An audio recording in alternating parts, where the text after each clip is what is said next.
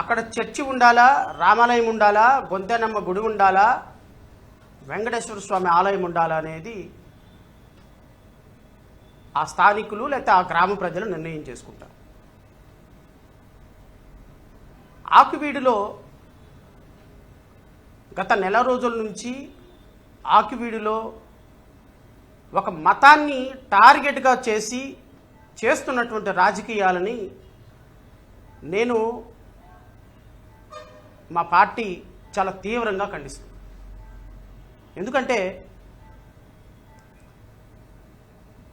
ఈ దేశంలో కానీ ఈ రాష్ట్రంలో కానీ ఒకరి మతాన్ని ఇంకొకరి సాంప్రదాయాల్ని గౌరవించాల్సిన బాధ్యత ప్రతి మతం మీద ఉంటుంది.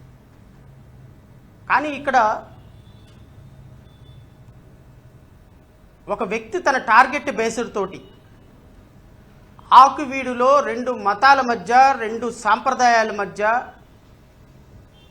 రాష్ట్ర వ్యాప్తంగా తనకున్న పర్సనల్ ఎజెండాని ప్రొజెక్ట్ చేసుకుంటూ తనకున్న వ్యక్తిగతమైనటువంటి కోపం వల్ల ఒక మతాల్ని, ఒక సాంప్రదాయాన్ని సిస్టమాటిక్గా అటాక్ చేస్తుంటే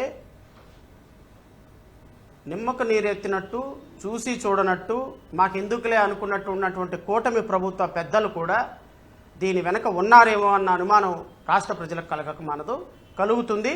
నేనైతే స్పష్టంగా చెప్తున్నా, రఘురామకృష్ణంరాజు అనేటువంటి వ్యక్తి కూటమి ప్రభుత్వం దగ్గరుండి వెనకుండి ఒక మార్గం మీద, ఒక మతం మీద సిస్టమాటిక్గా అటాక్ చేస్తుంది. ఇది క్రైస్తవులకి లేకపోతే ఎస్సీలకి అర్థం